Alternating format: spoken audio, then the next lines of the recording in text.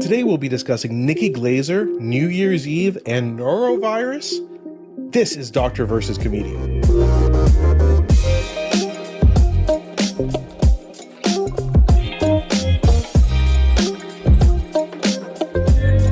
I'm Dr. Asif and this is the Doctor of Laughs. Not a real doctor. Ali Hassan. Every episode I pick a topic for Ali from comedy and entertainment and I question him about it. Then Ali picks a topic from medicine and health and grills me on that topic. But today is a bit of a special episode. Today we'll be catching up on news from the first few weeks of January.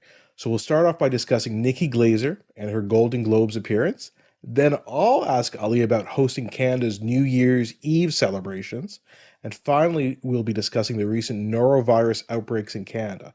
So not two topics. We're going to do three mini topics today. I know. It's a new year. We got to try new things. We're reaching for the stars. Reaching for the stars. New year, new me, new office as well. I don't know. Some people might notice a difference in the audio quality. I'm hoping that's not the case.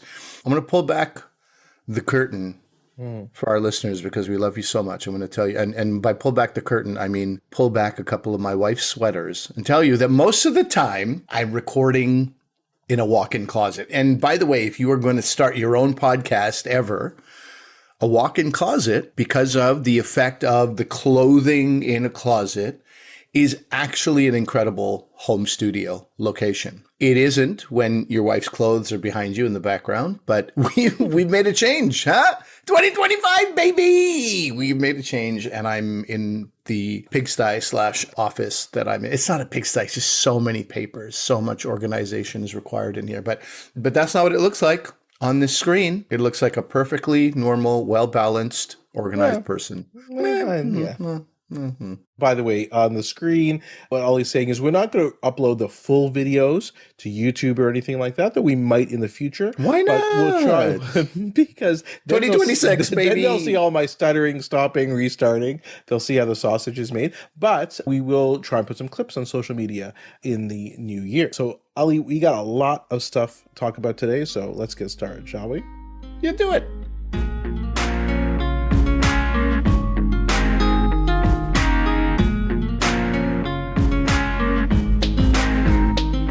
Okay, Ali, I want to talk to you a bit about Nikki Glaser. We did mention her before when we talked about the roast of Tom Brady several months ago.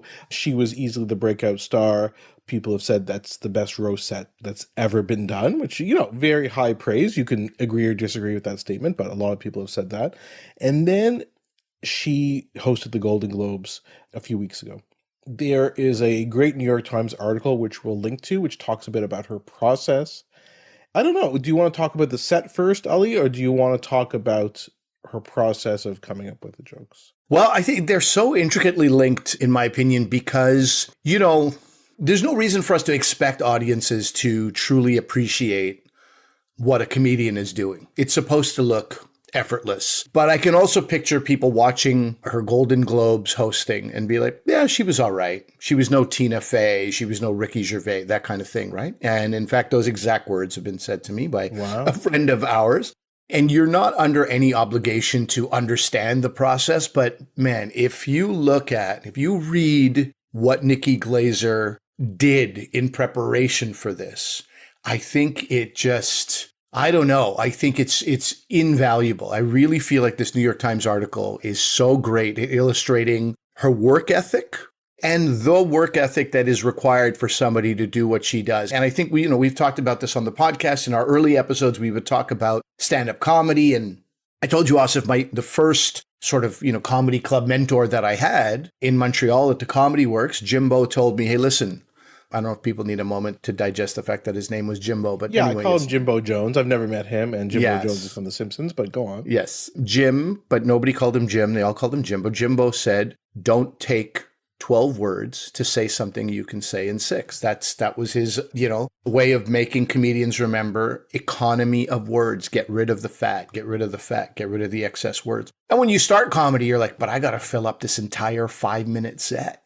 So I got to say like these extra things. And as you get more confident and you have better material, you go, oh, no, actually, I want to cram in as much as I possibly can in this 5, 10, 20, 30, whatever your time is on stage. talked about Jim Gaffigan too, who's probably one of the best, one of the masters as far as trimming the fat, and just every word counts. But that's what Nikki Glaser was doing. That's what she does on her roasts. And I just love this article talking about we have a joke, which is pretty good, but it's more clever than it is funny. We've tried it. She ran this set 90 times in the month and a bit leading up to the Golden Globes. Got to the point where she was like, I don't even know if this is funny or not. I know that world, as I was practicing for my own album taping in September, same thing. You're like, I don't know if this is good. Am I just going through the motions? Do I even believe what I'm saying anymore? So she practiced this thing to exhaustion. And for anyone who is like a fan of this craft of stand-up comedy, that article is worth looking into. But yeah, I thought it was terrific because, and again, you're not expected to appreciate this, but she mentions Joe Coy in this article. And we talked about Joe Coy, last year's Golden Globes. Critical mistakes he made was come out and assume that everybody knows who he is. They don't. They shouldn't. They don't need to. And assume the audience is on his side. And then he starts making fun of people. But it's like, dude, we don't know you. Who are you to be making fun of us, right? So he's already, coming from a low point up. And then blame the writers. Which is just like, I don't know. I think he hasn't emceed and hosted in so long, Joe Coy. I think he's been a headliner and he does arenas. He's an arena act, and he just made some assumptions about how well he'd be known and received, and it wasn't the case. And so that's where you see when somebody doesn't put in the work and somebody isn't familiar with the environment. You look at Nikki Glaser, this balancing act of making sure you're not. She's also eviscerate people when she's roasting. She says things that people will take to their grave. Like so one of my favorite shows, I mentioned NPR's Fresh Air. I listened to an interview with Nikki Glaser on Fresh Air. You see, this is what we do here. I listen to stuff that Asif doesn't even listen to, so that I have different stuff to talk to you about than Asif does. Huh? That's what we do. There we go. We go the extra mile here. She talks about, this idea of I hate being roasted. I roast people, but I hate being roasted. And the reason that I think I do well in roasts is because whatever people say about me, I've already said about myself. I'm so hard on myself that she's like, I know. She goes, well, once in a while, somebody will say something. And she goes, oh, God damn, I hadn't even considered that about myself. I guess I do kind of look like that, And you're like, oh, God, just add another thing to the pile of stuff I already hate about myself. So that's where she excels, in the roast environment. But you can't be exactly like that. Exactly. If you're too mean, which is what Ricky Gervais does. Yes. Although he was invited back 3 times. Yeah, I think Ricky Gervais is hilarious when he's on the Golden Globes because he doesn't care and he just makes fun of people to their face. But this is why I think her set was so brilliant. If you haven't watched it, go back. It's on YouTube. You can watch her 10-minute opening monologue. Because she does this line where she's making fun of people, but not too much, but she's not softballing it either. The amount of effort that takes to walk that fine balance it's amazing. Yeah. And no matter how much you practice in clubs, you're never going to be face to face with Timothée Chalamet and say, I love your eyelashes, and I love that they're located on your upper lip. Like, you're not going to know what he's going to react, how he's going to, and it's, you have to really win the audience over early. And she even says that on an interview with Howard Stern. There was one thing I was a little bit in my head about, kind of tripping up about, like, will I get the words out? Will this work with the audience? And she said, once that was through, she goes, then I was cruising, because I was like, okay, that worked. Everything else is going to work. So yeah, it's just, I can't say enough good things about this 10 minutes. Yeah, with the economy of scale, I watched those Howard Stern interviews you're talking about. She said, the shortest joke has to be the opening joke. You have to get this joke done. So she wanted a 5-word joke, and her joke was, welcome to Ozempic's biggest night, right? Which I think is the last 4 words. But so, welcome to Ozempic's biggest night is 5 words. No, awesome. Yeah, exactly. The counting is tough. So it's very interesting. She wanted that. I guess she just wanted to get the joke out there. Is that my understanding? She just wanted to get the comedy going immediately. Yeah, of course. You want to start with a laugh. Your laugh also establishes your point of view a little bit, right? So point of view is like, we're going to go there. We're going to go into these areas. You know, a lot of people try to pretend they're not on Ozempic. Ozempic is like this thing that's kind of like in the background. We do have an episode about Ozempic from a few months ago, by the way, in our archives. So yeah, we're going to talk about things that don't have, but she didn't, you know, another way to do it is to look directly at some comedian. Oh, hi there. Whatever. Mindy Kaling, Ozempic's been treating you well, right? And or Jamie Lee Curtis, your arms are well sculpted, brought to you by Ozempic, you know, and you put somebody on the spot. I would say that's a bad choice, especially early on in a set, right? So these are the things that you're working with. And she just has enough experience that she's like, I feel that I have some instinct about what will work, what will not work. And then also, you know, the New York Times article, another great thing that you get offered some insight on is the writer's room. This is an out-of-pocket expense. And she said, I don't care if I spend my whole paycheck on this writer's room. That doesn't bother me at all, because the goal is get this done perfectly, you know, something that meets her satisfaction, satisfaction of others, real like crazy juggling act, balancing act, and then get more work out of it. So this woman who's, you know, 40 years old is still investing in herself, investing in her craft. It's really amazing. I think was so smart. Like, she realizes you're not doing this for the Golden Globe paycheck and I need all that money. It's like, what can I get out of this? And of course, she's been asked back for several years, apparently, for more money. Oh, I did not know that. To host the Golden Globes. And you can see, like, she is a very smart person who's looking at the next level all the time. I want to talk about that in a second, but I just want to go back to one thing we were talking about with her set. She talks about, I think in Howard Stern, about how if a joke doesn't go over that well, or it didn't quite hit the way she wanted, she tends to sometimes think about that and while she's doing her set, right? And get distracted by that. And her advice to herself is you got to be present. Don't think about that last joke. Keep pushing forward. I was curious what you think about that philosophy. Yeah, I heard that, and it reminded me of the White House Correspondents' Dinner, which is probably the greatest exercise in that exact philosophy, because so many of your jokes tank, and you push through. They're not actually tanking, but you have a well-lit room of journalists and other, you know, media folks who don't want to be seen laughing at some of the completely hilarious and often mean and often uncomfortable jokes. So you got to be like, you know, this is Hassan Minhaj had said this, Larry Wilmore had said this, everybody who, you know, Michelle Wolf got this advice from someone. Don't worry about laughter. Your jokes are good. You just keep pushing through. So I think that's when you're in an environment like that, you definitely don't look back. You just look forward, right? And that's what Joe Coy was almost too in the moment, because he's like, hey, that bombed. How do I address the fact that bombed? I told my writers that didn't work. That somebody else wrote that joke, that kind of thing. Yeah, you know? I gotta admit, I cannot stand. Sorry, Ali, I'm kind of not talking about you specifically, but comedians in general, when they call attention to a joke bombing. It depends. If you said something that's very controversial or a bit taboo, and that's why you know, there's not a lot of laughter. There's something to build on there, I find. But if they're like, "Oh, that bombed," you guys didn't find that funny. What are you doing? Don't sell that. Keep going. That's why when she said that, I'm like, I don't know why more comedians don't do that. I think there's a time and place for it, but I think usually, like Joe Coy proved, that it often will just ruin your set. And then people are like, yeah, maybe you're not funny. Maybe I wasted my money and my time watching you, right? That's what I think audience members think.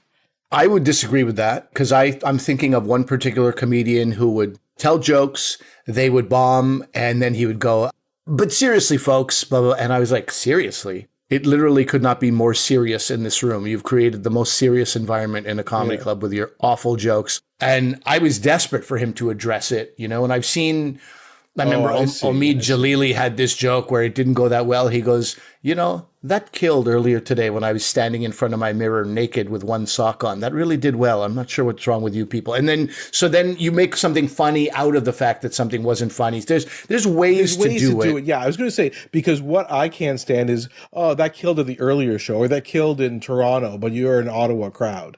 What are you doing? Insulting the crowd here? Ali, and don't get me, you've heard other comedians say this before, for sure. Like, I've done it myself, dude. On my album taping, there was a joke about bananas. I was like, I don't know if I should do this joke. And they were like, do it. I was like, listen, the first show hated this. So just be prepared to maybe hate it. And I set it up that way. And then it really, now it's on the album. But I'm definitely taking a huge dump on the first show. Being like, they were like, we didn't leave our home and get a babysitter for bananas. At both those shows. That was the problem. You were, and you have a love for bananas, and yeah, that's another story. Okay, so listen, let's just wrap this up, this section, by talking about an interview that Nikki Glaser did on Conan's podcast. This was just so people can see the timeline of this. This was after her Tom Brady roast, but before the Golden Globes. Conan O'Brien basically says she perfected the roast set with the Tom Brady roast. He's like, that's it. You've perfected it.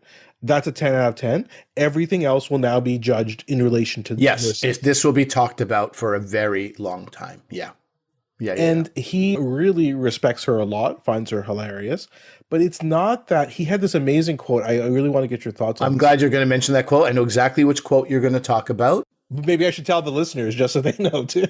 Oh, do you want to do that? Okay, well, sure. They could guess. No, go watch it. No, I will tell you. He says, I'm not interested in talent. Talent's not what interests me. I think because he sees lots of talent in people, he's interested in work ethic and process. That's what he wants to know. And I think he's asking this because he knows what she does with regards to work ethic and process. What did you think about that coming from someone like Conan O'Brien? I love that. And I think you're right. There's talent everywhere. There's people who think they're talented everywhere. You know, I immediately thought of two things. I thought of sports, watching my kids in sports. Like every coach loves that kid who just puts in the work. You're putting in the work and you persevere. That kind of beats out talent. You know, you're so much more coachable. Mm-hmm. You're so much more, a pleasure to work with. I also thought of like the Bradley Coopers of the world who are, this guy could coast off his handsome face and mediocre roles for the rest of his life. Right. He doesn't look at himself that way at all. Like the work he put into Maestro, which I'm keen to like rewatch. The idea was over the holidays, I'm going to rewatch Maestro.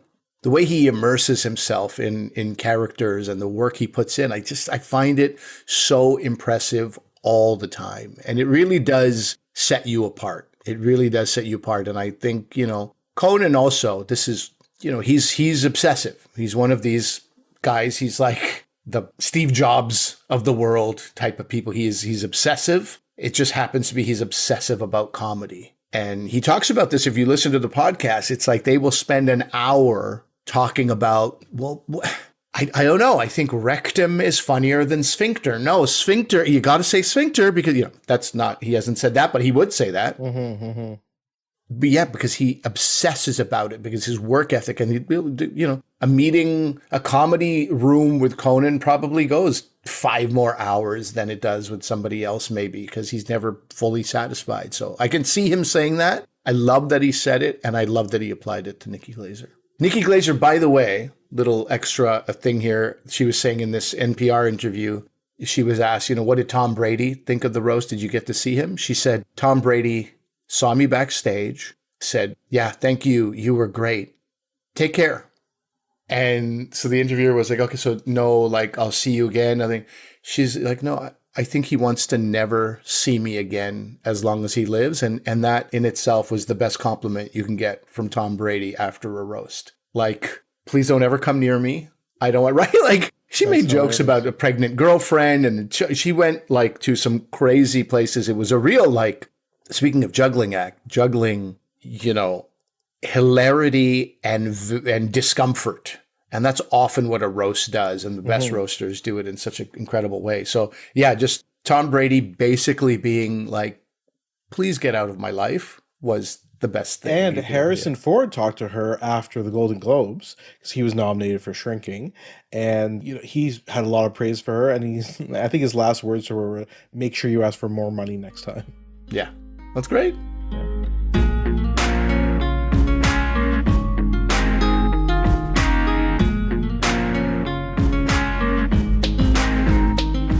Okay, we're going to go on to part 2 of our... We're moving so fast. Yes, of our podcast today.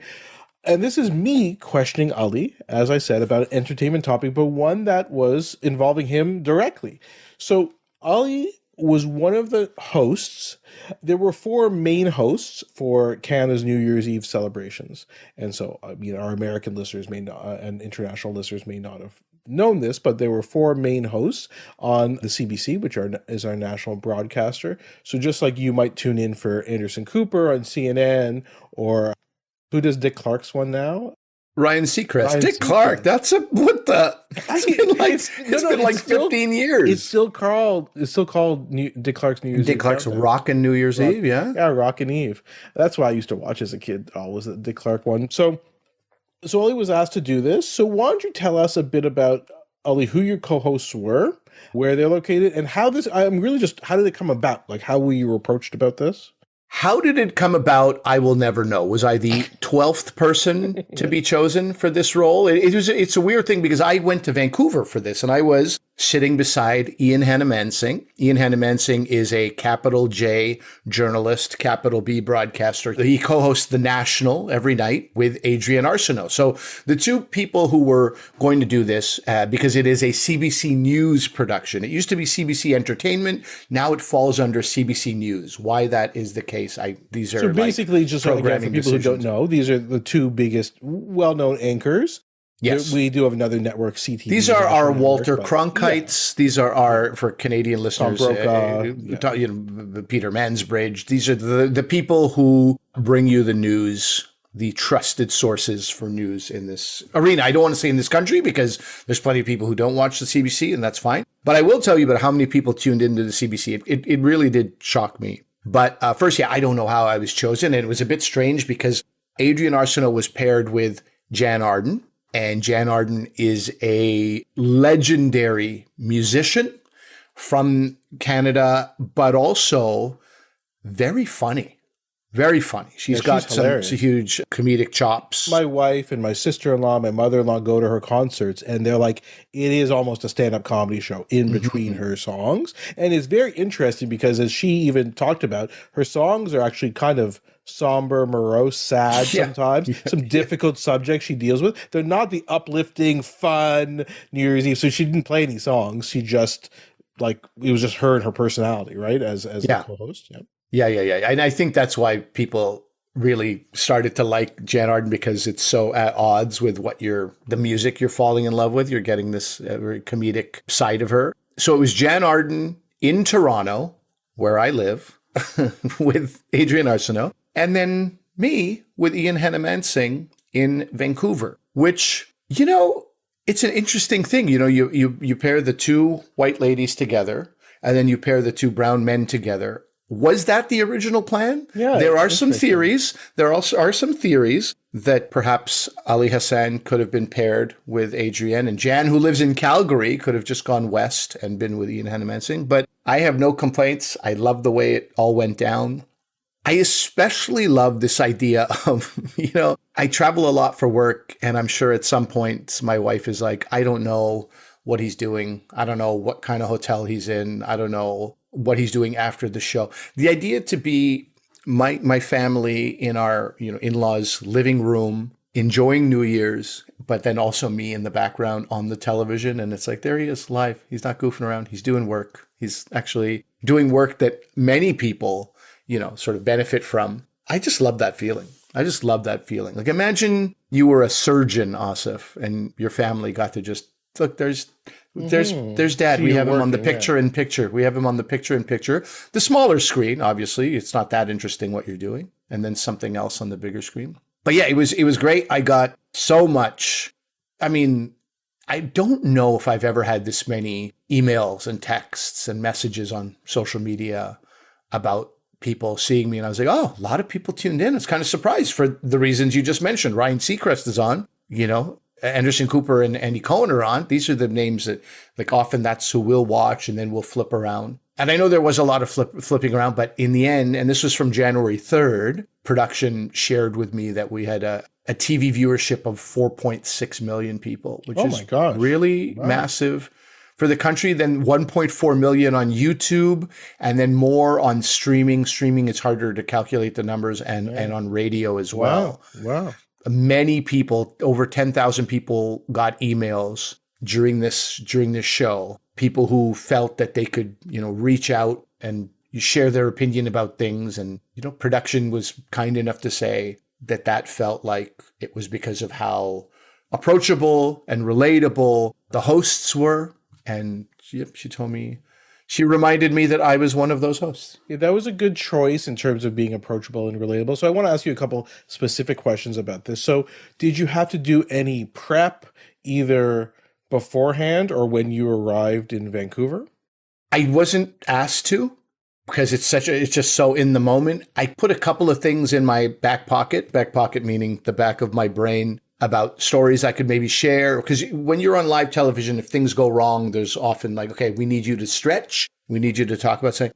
I never got to use any of those, but I always feel better having them. It's better to, have them and not need them than need them and not have them. So I had a few stories top of mind, had a few things, but I think just being in the moment with Ian and sure, and there were issues. Our teleprompter froze. So we were sort of just, out there with just our words and our thoughts. And then the screen froze of our co-hosts in Toronto. It's really quite amazing. Like, we really, really marvel at where technology has come and where it's brought us, but you still can't do a show without the delay, a cross-country delay. And that's not a CBC thing. You see that on every single network. There is still a delay of 1 second to 3 seconds where somebody asks a question and the other person just sort of nodding. And just as you're like, say something, they say something, because then the message is, right? The delay has... By the way, don't you find that strange? Because right now we're talking and we're like 500 kilometers away and there's no delay. But there is... You're right, Asif. There was no... Yeah, I pretended there was a delay. That was a good one. Yes, no, you're right. That is strange, right? So this is what I'm saying. Like, I'm not fully... And I guess you're even less used to that because, again, people do Zoom calls all the time and FaceTime with their friends and things like that. There's no delay. And then, again, it could be really uncomfortable if you're speaking over because you start speaking because there's a delay, but then now their words are coming in. Then you stop, and then they stop, and oh my God. There's a lot of like, sorry, go ahead. No, you go ahead. Sorry, no, you go ahead. There is that. And I think... people, like you say, like on the one hand, people are used to it because it's just always been a thing. But on the other hand, as so many of us over the last 3-4 years have gotten used to exactly this kind of, Teams meeting, Zooms meeting, whatever it is, WhatsApp calls where you're on screen with somebody FaceTiming, it's immediate. So maybe we even have less tolerance for it. I don't know. But it still surprises me. It still surprises me that has never been sorted out in the world. But that aside, it was a great experience. But as you say, like, I'm not used to that. I'm not used to being paired with a journalist. I'm not used to doing a shift that's that long live out of, Vancouver. My stomach is grumbling, by the way. I apologize to you, Asif, and the no one can hear it, but thanks for no one can hear it. It's like my stomach is right by the microphone, and it's quite significant. Just in case anybody's like, is that an earthquake? Well, we're going to talk about stomach in just a few minutes in our third section. So, yeah.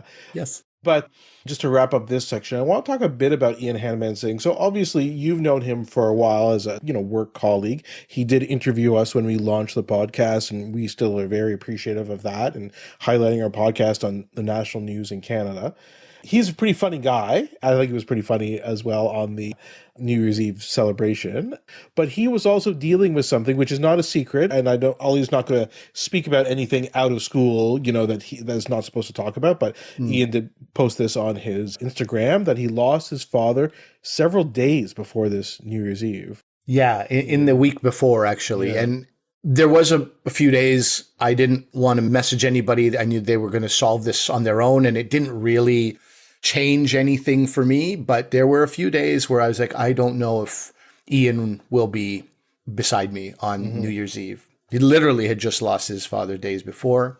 He was in New Brunswick, where he grew up, where his father was. He was in New Brunswick for the holidays already, and that's where it happened. So I just wasn't sure about, funeral arrangements and his own state of mind. In the end, what we decided to do was have the announcement. I wasn't part of this decision, but I was so impressed by it. It's such a raw thing, having gone through this with both my parents. It's such a raw thing. And you're there, you're talking to the country, you're very vulnerable. You don't want to break down. That's not what the country has seen you do ever. You want to keep it together, but you also want to pay some tribute to your father who, in Ian's case, was quite proud of him. And I understood the instinct to do the show. When my father passed away, I did comedy that night. I did comedy the next night. The day that it was his funeral and he went into the ground, I think comedy didn't feel right. It didn't feel like it was going to do something therapeutic for me that particular night. But otherwise, I did the thing that brings me joy, that my father saw me do. My father saw me getting joy from it. So I understand his compulsion to go and do the thing he does. But I know it wasn't easy. So we started the show early by an hour to address it. And we all raised a glass to Harvey Hanomansing, Ian's father. And, lots of tributes pouring in from people who knew him. He was a teacher. So people were talking about, I had him this year, I had him in this year. He was a fixture in the community in Sackville, New Brunswick, where they're from. But yeah, that's an interesting thing. He's also on New Brunswick time. New Brunswick and Vancouver, for the people who don't know, that's a 4-hour time difference. So he and I both, being sort of in the East Coast frame of mind, by around 11:30 p.m. Pacific time, we were both like, I was going to ask you about an that. energy drink wouldn't have been the worst. Yeah, how are you staying awake? And I saw you guys have a few sips of beverages, but I didn't tell how much you were drinking or eating because you were on the air for 6 hours. It was a long shift. Yeah. It was. I got there at 4 p.m. So it was about 8.5 hours that we were there, but on the air 7 hours. I had a total of 2 beers. That's all I could, for exact reasons. I mean, I needed my stamina and I needed to not be tired. And sometimes beer, gets you a little bit, especially when you're drinking it early, gets you a little bit tired. So yeah, Ian had 1 beer and he left it at that. And I was like, well, I'm not with a guy who's like shotgunning beer and doing tequila shots. That also affects, my choices. I'm with a pro. I'm going to be as professional as possible. But yeah, they would have given me beer all night if that's what I wanted. It's New Year's Eve, But no, we kept that all in check, and I'm glad we did, because around 11:30 we had to reach deep down to do. There's another final, West Coast countdown that we have to be part of, and we were feeding off the energy. We were in these the Van Dusen Botanical Gardens, beautiful gardens behind us, but everybody had left. By 11:30, we were alone. And we were just like, we could do this. It was a marathon, and that was really the final nice. By the stretch. way, I thought the background was fake. It was so nice, but it wasn't. Yeah. It looked like you were in front of a backdrop. It looked amazing. I would have loved to have gone to see that in person. So I know people are curious. What did I think of Ali's performance? What's my review? No, I thought it was amazing. I thought it was really good. And as the night went on, because I must admit, Ali, I stopped watching at midnight, Eastern time, and I taped it. That. And then the next morning, my dad came over, and we, with my wife and my kids, we watched the rest of your thing during the day. So no, I thought it was amazing. I thought it was really good. I think it was very well received, not just by myself, but by anybody else I talked to. I think they really thought it was great. So I don't know. It's another thing to check off your bucket list, I guess. Just an amazing opportunity. Yeah, going back to your original question, just to wrap this up, you said, how did this all come about? Yeah. I don't actually know, but I'm immensely grateful that it did come about. I can think of 10 people who would be better suited than me in that seat, but I loved it. I feel like I made the most of my time there. And if I'm ever asked back, I would do it in a heartbeat. Compared to what we've also talked about here, the comedy clubs or catering at somebody's house. Oh my God, what an awful, awful experience that is. Just you and some server you've hired when you're a caterer, you're somebody who you don't even know. You just had their name recommended to you. They're sad and lonely because they had nothing to do. They'd rather work on New Year's Eve and make some money. You've been hired to do something. You're watching a room full of people hug each other while Auld Lang Syne is playing, and you're just sort of alone and just reminded how alone you are, and just nobody's hugging you. Nobody's, you know what I mean? It's not a great feeling. I've been pretty low on New Year's Eve. This was I really felt connected to the country in a very special way. Ian did mention this. People might not know this about Ali, but his family, they don't celebrate Christmas because they're not Christian guys. Hopefully that won't make us lose the rest of our viewers. No, wait, stay. There's more. Yeah. But no, so they actually do a similar celebration on New Year's Eve and have presents and a tree and things like that. So you missed that, which is unfortunate, but you did get to celebrate with 4 million Canadians. So 4.6. Who's counting? 4.6. Plus YouTube and streaming and radio. Who's counting?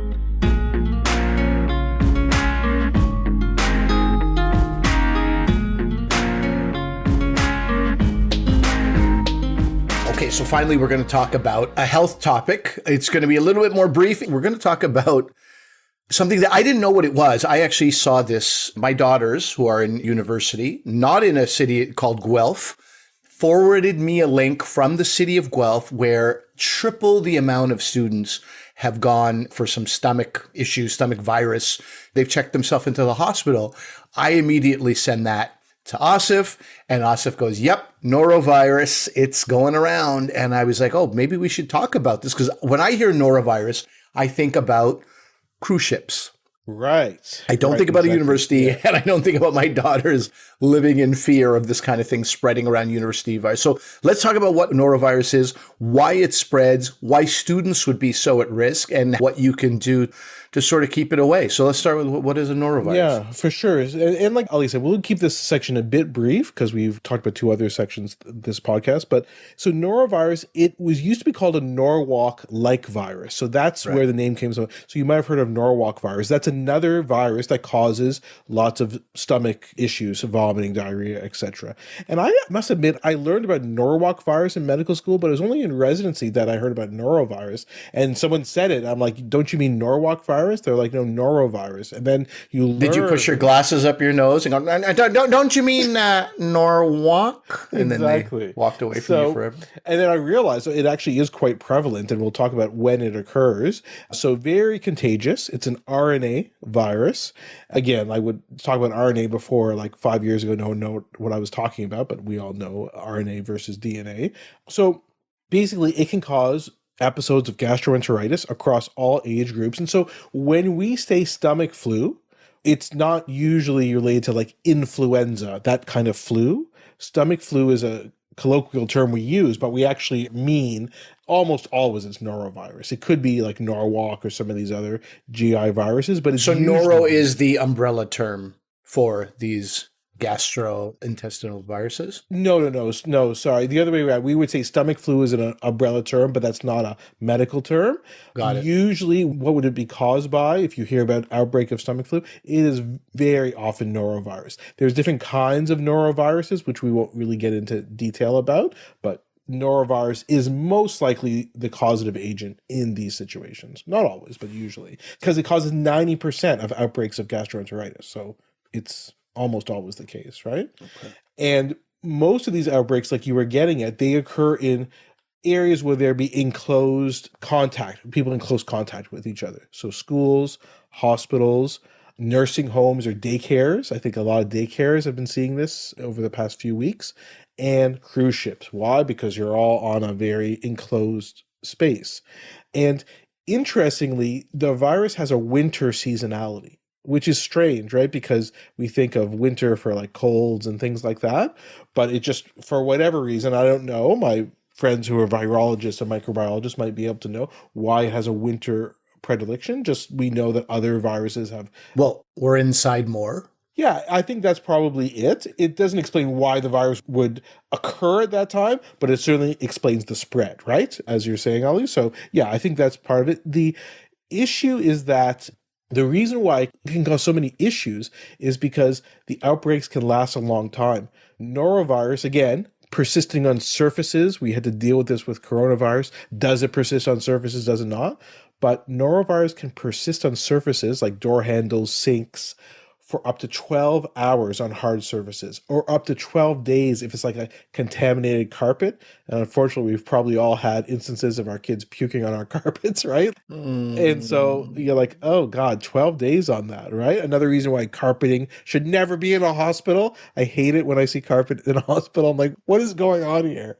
Thankfully, that's not really the case these days. And so because of that, we see this rise and can often take several months of an outbreak occurring. And we've just seen a particularly severe one recently, at least in Ontario where we live. But Even this year, we've seen ones in the US. Just Google norovirus, emergency room or whatever. You're going to see Chicago. You're going to see other places in the US and UK, all these outbreaks going on. I think one of the most pressing questions for me is how exactly it spread. You start thinking, oh, if somebody's sharing a drink or something, is that why students, right? A little kissing, a little drink sharing. Here, try this cocktail. It's amazing. Or is it an airborne thing? I think that's... Yeah, that's a really good question. So usually it's when people are symptomatic or right before they start showing symptoms is when they're contagious. But some people can continue to shed the virus for 2 to 3 weeks after the symptoms have resolved. So that's a concerning issue. But to answer your question directly, it's spread by the fecal oral route. Okay? So that would bad be... visual in my mind. Bad visual in my mind. So that would be either person-to-person contact or contaminated food or water or, like we talked about, environmental surfaces. But what does person-to-person contact mean? Because is it just talking with somebody? Is it airborne? No, good question. No, they'd have to somehow... Okay, I try not to be gross about this, but somehow, so let's just say, oh my gosh, this person's really sick. They had vomiting and diarrhea, but it's more the diarrhea issue. There can occur from a vomitus to oral transmission as well. So it's not means that someone's vomiting in your mouth. So say someone's sick. Oh my gosh, I'm sick with a stomach flu, vomiting, diarrhea. I try to clean it up, but I don't do a good enough job washing my hands. Then, you're giving them a hug to make them feel better. Somehow now you end up touching your mouth and then you ingest the particles. Okay. So that could be it. Of course, if someone is sick and then they're still working in a food packaging plant or a restaurant and they're not washing their hands completely, then you can get this, right? And there was a recall, you might recall, I think it was a couple weeks ago or months ago, for Taylor brand oysters. There was a recall because of norovirus contamination in Ontario, BC, and Alberta. I know you're a big fan of specifically Taylor brand oysters, Ali, but... Never really heard of it, but I am a fan of oysters. I will tell you that. And I've never considered for 1 second that they would carry a norovirus. So that is concerning. And, and I know you're going to ask me about, the seriousness of it, but you can think of it more that it's such a common disease and so easily spread that it can cause a lot of negative outcomes, like for a population. So like in the US, for example, there's 900 deaths a year from it, usually in elderly people. And we'll talk about, people who are at risk for severe complications, over 100,000 hospitalizations a year,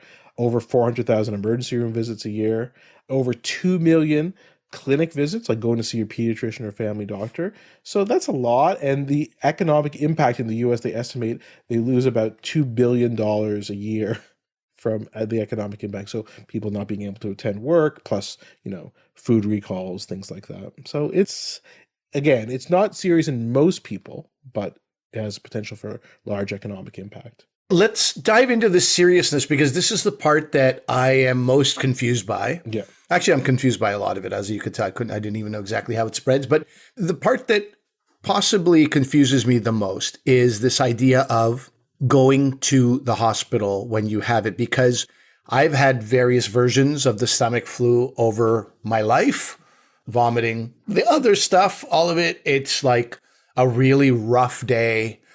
It's like... you might say to yourself, oh, I think I'm going to die, but you never really feel like you are. You're just like, please let this pass. And then finally, by 8 p.m., you can sip on some Gatorade and keep that down, and then it passes. But there's obviously, what is the difference between that and people who are checking themselves into the hospital? Because that story out of Guelph, that was the most interesting part. That tripled the amount of people who have gone to the hospital. I've never once had the flu where I thought I better go to a hospital. So what is happening there? I think the update as of today when we're recording this, which is about a week before the podcast comes out, it's about, I think, 190 students affected, which is a lot, and I'm not sure how many of those had to go to the emergency room, but from the articles that we've read, it seems like a lot. So you're right. Most of the times when you get this, it's like 24 to 48 hours, right? Of feeling like crap. We've all had this before. Usually it's self-limiting, and I would say moderate in severity. So it's not mild, oh, my stomach's a bit off, I have a bit of diarrhea, and it's not like super severe, which I'll talk about in a second, but moderate, like you could not work, you're just lying in bed and running to the bathroom, right? Like it's basically a very crappy 24 to 48 hours. Great pun. Yeah, not really. So when you get nausea, vomiting, diarrhea, abdominal pain, right? One of the red flags, so I'll just kind of highlight this one right now. Bloody diarrhea, always abnormal. You need to be checked out about that because it may not be norovirus. It may be something much more serious. So you need to see that. Children usually have more vomiting than diarrhea. Adults usually have more diarrhea. And like I said, because it's usually 24 to 48 hours, usually most healthy adults or teens, young adults like the people in Guelph, usually you can kind of get through that okay. You may have other symptoms like a fever and, chills and body aches, but usually that's all manageable. And usually you can just manage it by, there's no vaccines currently for norovirus, so there's no vaccines to prevent it. We'll talk a bit more about prevention at the end, but, basically you just need to try and stay hydrated, right? But as you know, Ali, we've all been in this situation. Sometimes it's difficult because you take a sip of something and you vomit, right? Yeah. So taking other things like what we call antiemetics to prevent you vomiting is a good idea. So you can do something like Gravol, but a better one, if you can get a prescription for this, is something called ondansetron or Zofran. I don't know if you've ever taken that, Ali, or your parents might have done that when they were sick. It's a very, very strong, we use it for chemotherapy patients, but you can get a prescription for it from your doctor. It's a bit expensive, but that works extremely well. And if you are able to get that, that can sometimes just help control the nausea so you can keep fluids down. So a good solution is, you take a sip of like a oral rehydration solution is best. So something like Pedialyte, which is what we use for kids, or you can use Gatorade or something like that. And just like a small sip every few minutes, not chugging it down. Sure. That's why they make Pedialyte popsicles for kids, because they can start sucking on it, but it's impossible unless you start crunching it to like eat the whole thing really quickly. So you tell your kid, okay, here's a popsicle, but you can only suck on it, and then they can slowly rehydrate themselves without inducing the vomiting.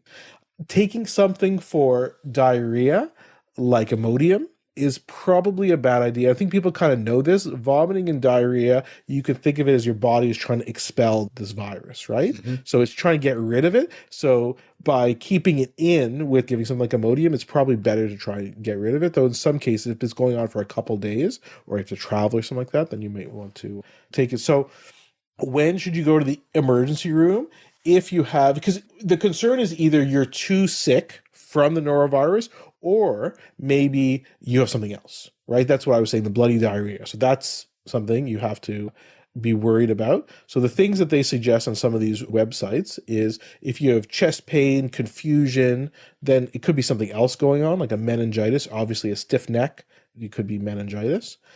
Really severe abdominal pain or cramping, it could be something else. A lot of people will get vomiting with appendicitis, right? And a fever. So you don't want to ignore that. So if you have really severe abdominal pain and that's the main symptom, then you want to get checked out.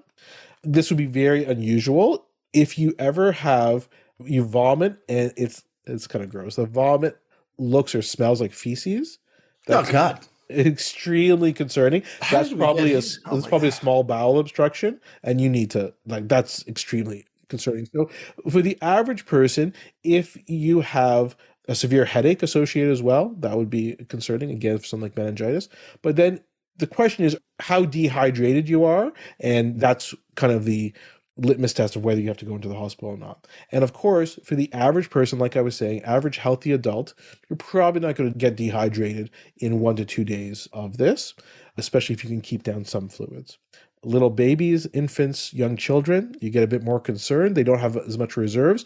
Those kids, especially if they're in diapers, you want to see the number of wet diapers compared to what they normally have. As that's going down, they're probably heading towards dehydration, and you might want to take them in.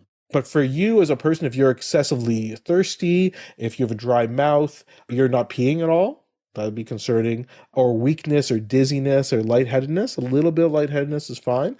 And you could imagine in an elderly person, those symptoms are probably going to be more severe, especially the ability to keep down fluids. That's why they may have to go to the emergency room. Got it.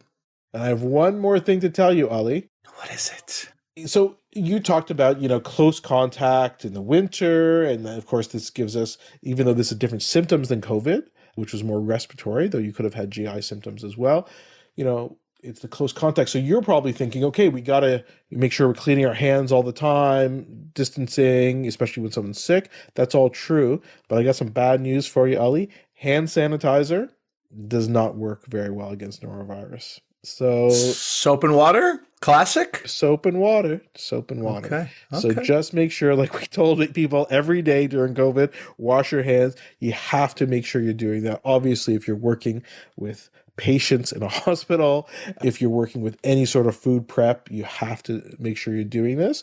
I can imagine it's very difficult in something like a residence, maybe at the University of Guelph, long-term care homes, but you have to be washing your hands constantly, especially if you're around someone who's sick or you're sick.